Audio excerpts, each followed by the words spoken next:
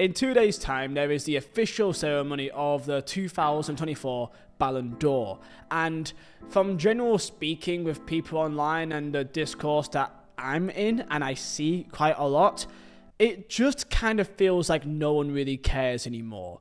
And I'm here to kind of go through the reasons why, and why it may also be wrong. In terms of the complete shortlist, of course, there's 30 players that can be involved in winning the Ballon d'Or.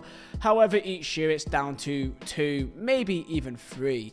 This is a year, really, that there's been no involvement of Messi or Ronaldo even in the top 10. This is the first time since 2003 that neither Lionel Messi or Cristiano Ronaldo is even in the 30-man shortlist for the Ballon d'Or. Now, that is a long time, despite there being other winners since the kind of near ending of that Messi v Ronaldo era. It kind of feels like the aura of the Ballon d'Or has faded away due to it. We're going to go through why most people don't really care too much about this Ballon d'Or, and if you do care, we're going to go into who should probably be the winner here, and the top 10 more specifically.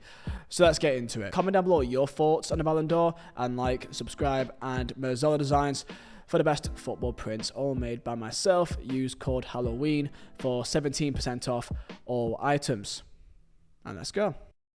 So most importantly, how is a Ballon d'Or even decided in the first place? The Ballon d'Or is decided by 100 different journalists, one from each of the FIFA's 100 top ranked member nations. So one journalist from every single nation. Out of the 30-player shortlist that they have been given, they pick their top 10, and based on where they are placed in that ranking system is how many points they get. So for example, if a player is placed 6th place, they are given 5 points, and if a player is in 2nd place, they're given 12 points, and with this point system, they add them all together, and the one with the most points wins Ballon d'Or. Whoever those journalists are, though, is a different story. People know who they are, and of course they can be contacted. For example, one journalist from Sri Lanka in 2017 voted Leonardo Bonucci as the Ballon d'Or winner, Eden Hazard in 2018, and Trent Alexander-Arnold in 2019.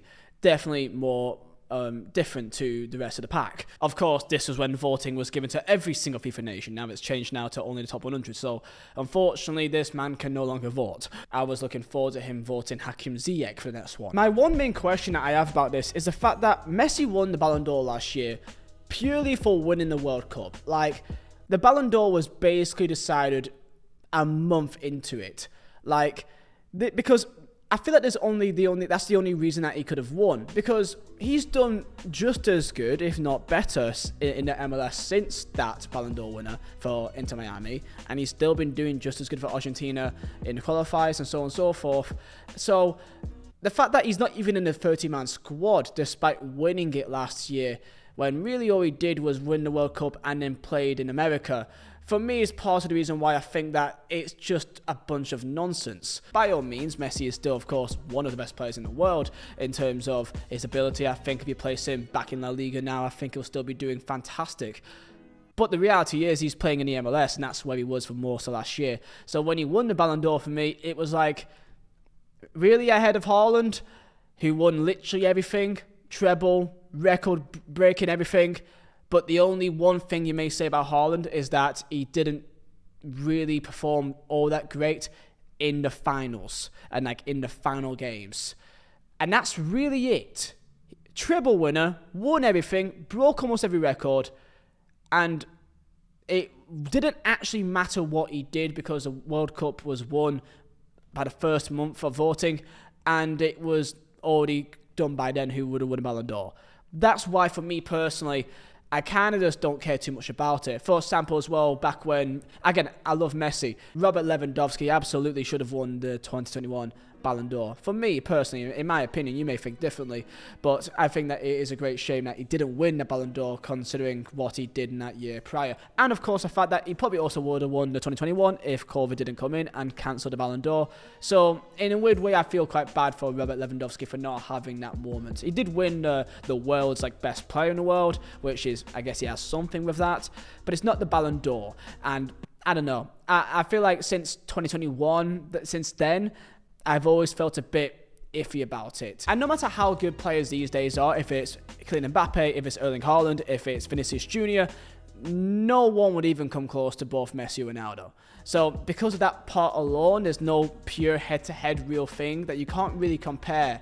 Like, it's not the same thing. Therefore, people just aren't as interested in like a personal battle, because I don't think people really see Haaland versus Mbappe as a real thing. And Mbappe and Vinicius now play for the same team now. So it's like there's no clear this guy versus this guy, because that's where tribalism is a good thing, but also a bad thing, because it leads to just nonsense sometimes. But you kind of need tribalism in football, hence why there's derby matches, and that's why it's heated for that moment to get the bragging rights almost. And even though in the world of Ballon d'Or it shouldn't really mean much, I think it does in terms of events like this. And again, people don't care as much about Mbappe anywhere near as much as people cared about Ronaldo or Messi. That's just a fact. Of course, Mbappe isn't really involved here. He is ideally going to be in the top 10 for this year. He may be placed in like the 5th, 6th, 7th mark, but ideally Kylian Mbappe won't be that high up, despite the fact that he is still a great talent. He did win Ligue 1, however, he plays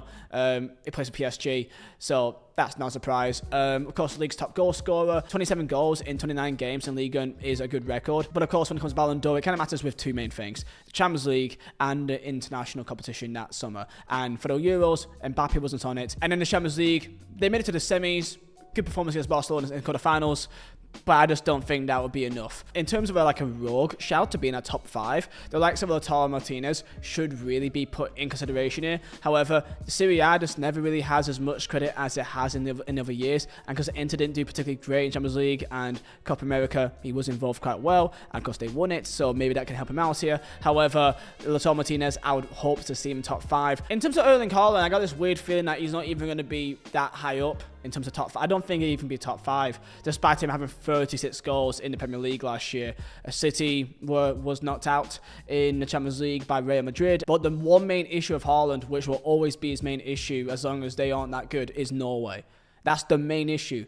And it sounds almost dumb, because in theory that he has nothing that can stop him. But if Norway isn't in the Euros or in the World Cup, then that's always going to be a big problem for him, because sadly it seems like to these events that's kind of all that matters. And this is where we go to the real main debate here in terms of who really will win the Ballon d'Or.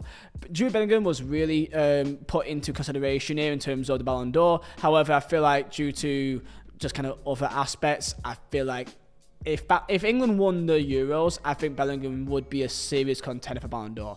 But because they didn't win it, it was almost between him and Rodri. And because Spain won the Euros and Rodri was a big part of that, for me, I think it's almost obvious that Rodri will be ahead of Jude Bellingham in that aspect. Despite Real Madrid winning the Champions League as well, there's of course the other player as well that also won it and of course scored in the final and was great for Real Madrid, Vinicius Jr. And that's where it leads to Vinicius Jr. versus Rodri for the Ballon d'Or. Now, in terms of the most attractive and really heated sort of debate here, I find it hard to really get too excited over Vinicius Jr. or Rodri. Now, if you was to ask me who I think should probably win the Ballon d'Or, I think it should be the most important, most clutch player in that year. In terms of, if you take that player out of that team, would the team be much worse? Which team would be worse off without that player? How important are they? And how clinical were they when it really mattered in the bigger stages? And for me, if you ask me for my own personal opinion, I would honestly go for Rodri. I think Man City is not the same team without him. We've seen that time and time again when he is out injured and City are not. They're still a good team, of course, but with Rodri, he's just another level. And for a player which is seen as a midfielder, number 6 almost in a way, even though he plays much more attacking, so how dominant they are, he is just so clutch and comes with big goals alongside that complete control and dictating the midfield. He is the best in the world at that, and for me, he's best in the world in general. I think Rodri, you put him into any team in the world and he will be the best player in their team.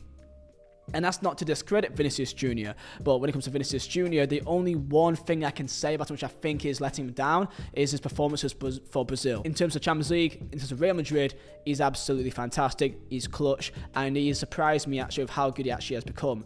My main thing is, I think when it comes to Ballon d'Or, I think they will keep in consideration internationally. And when it comes to Brazil, he's really poor. Like, he's really, really poor. Like, go to a Brazilian, I talked to one or two on Twitter, that's like Brazilian like fan accounts and that. There's genuine conversations about him not even starting for the national team anymore, because when he plays, he makes them worse. There's a massive difference between Vinicius Jr. for Brazil and Vinicius Jr. for Real Madrid. There's a big difference. Whereas Rodri is just as important for City as he is for Spain. I don't think Vinicius Jr. is the same thing when it comes to Brazil and Real Madrid.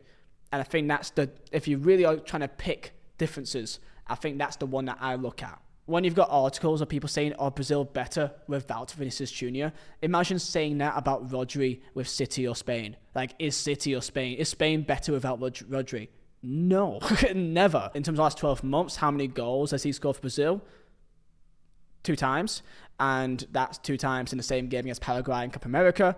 And then since that time period, in the last 12 months, which is what we're considering here, I'm looking at this, 12 games, 2 goals, 2 assists.